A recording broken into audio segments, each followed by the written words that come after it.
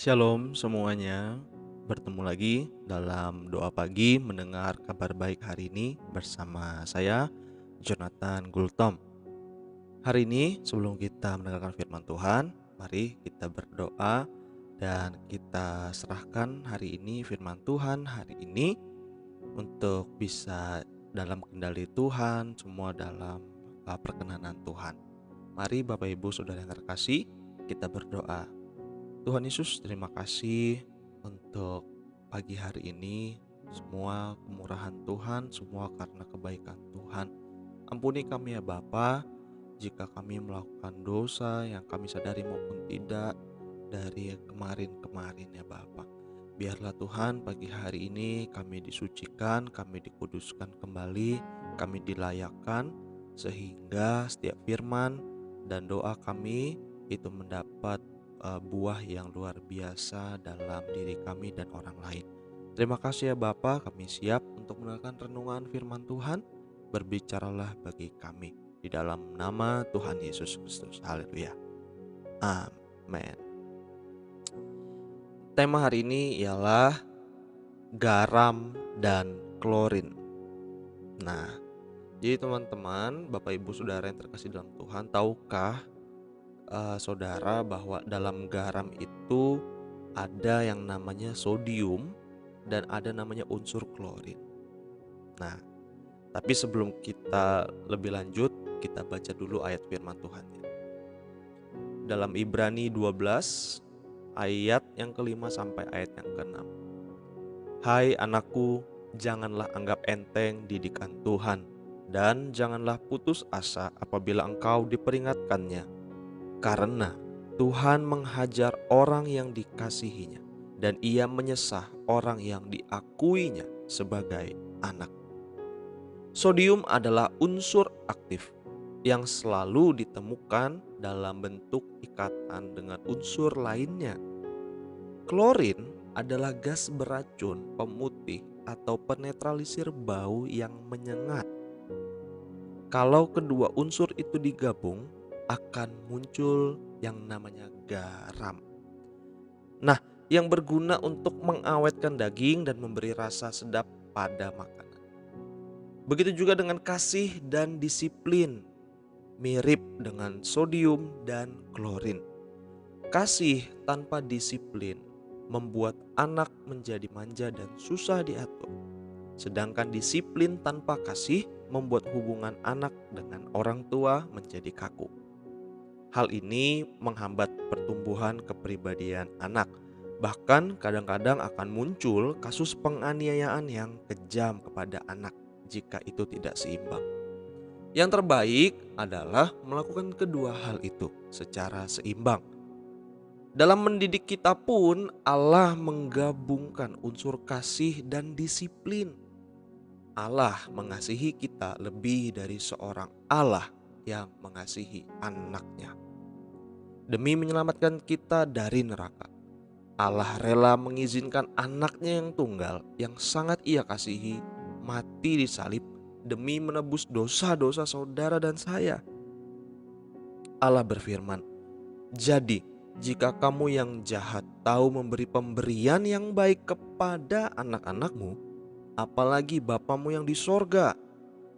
Namun kasih Allah bukanlah kasih yang sentimental, melainkan kasih yang disertai disiplin. Ia terkadang membiarkan kita mengalami kesulitan berat untuk mendidik kita, seperti apa yang dialami Yusuf, Musa, Daud, Ayub, maupun Rasul Paulus.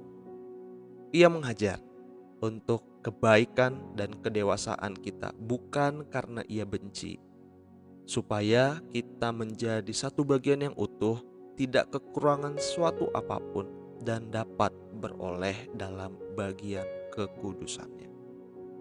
Kiranya ini memberkati kita semua. Kita hendaknya renungkan bagaimana Tuhan itu mengasihi kita, tapi juga ingin mendisiplin kita. Apakah kita sering melihat Tuhan hanyalah sebagai Tuhan yang disiplin tanpa mengasihi, atau sebaliknya kita hanya melihat Tuhan yang maha kasih sehingga tidak mendisiplin anak-anaknya. Yang benar ialah Dia adalah Allah yang seimbang. Dia mengasihi tapi juga menegur. Dia menegur berdasarkan kasih. Jadi, mari Bapak Ibu Saudara yang terkasih dalam Tuhan, kita renungkan hari ini, sepanjang hari ini. Kita taruh dalam hati kita bahwa Tuhan Yesus adalah Tuhan yang adil dan yang penuh kasih. Ia seimbang, Ia tidak pilih-pilih orang. Dia tegur yang di luar oleh kehendaknya. Dia tegur orang yang mulai berjalan keluar dari jalur. Dan Ia tetap mengasihi kita semua. Amin. Mari kita berdoa. Tuhan Yesus, terima kasih untuk firman-Mu pada pagi hari ini. Apa yang sudah Tuhan taruh dalam hati sebagai rema sudah hamba sampaikan. Biarlah Tuhan setiap firman ini menjadi berkat bagi setiap kami. Dan ampuni kami ya Tuhan ketika kami hanya melihat Engkau satu sisi. Kami melihat Engkau adalah Allah yang mengasihi kami tanpa mendisiplin. Yang itu yang membuat kami akhirnya terus-terusan jatuh dalam dosa. Dan kami juga minta maaf Tuhan, kami minta ampun ketika kami hanya melihat Tuhan sebagai Allah yang penuh disiplin tapi tidak mengasihi. Sehingga kami merasa bahwa kami dituntut terus, kami merasa kami selalu ditegur terus, kami selalu merasa tidak bisa menyenangkan hati Tuhan. Tapi kami belajar dari hari ini, kami keliru. Kami tahu ketika Engkau menegur itu adalah bentuk kasih-Mu, dan ketika Engkau mengasihi kami, Engkau tidak lupa menegur kami jika kami mulai keluar dari jalur. Terima kasih ya Bapa. Pimpin hari ini ya Tuhan, ketika kami bekerja, kami studi, kami berdagang usaha, kami mungkin ibu rumah tangga yang ada di rumah, biarlah Tuhan memberkati kami. Tuhan membawa kami dalam dimensi pengenal Tuhan yang jauh lebih dalam. Kami tidak sempurna, kami penuh kekurangan, tapi kami percaya bersama Tuhan kami disempurnakan, bersama Tuhan kami dilayakan dan terus diperbaharui. Terima kasih Tuhan Yesus. Di dalam nama Tuhan Yesus kami percaya yang sehat, yang baik semua akan terjadi dalam hidup kami. Kami yang sedang sakit, Tuhan berikan kesembuhan. Yang memerlukan pertolongan, Tuhan berikan terobosan. Yang sedang berada dalam belenggu, Tuhan lepaskan. Terima kasih ya Bapa. Di dalam nama Tuhan Yesus, oleh bilur Yesus kami percaya dan sudah berdoa. Haleluya. Amin. Sampai berjumpa Bapak Ibu Saudara yang terkasih dalam Tuhan di program esok hari doa pagi. Jangan lupa untuk share video ini sehingga banyak orang lain juga bisa mengikuti doa pagi setiap harinya.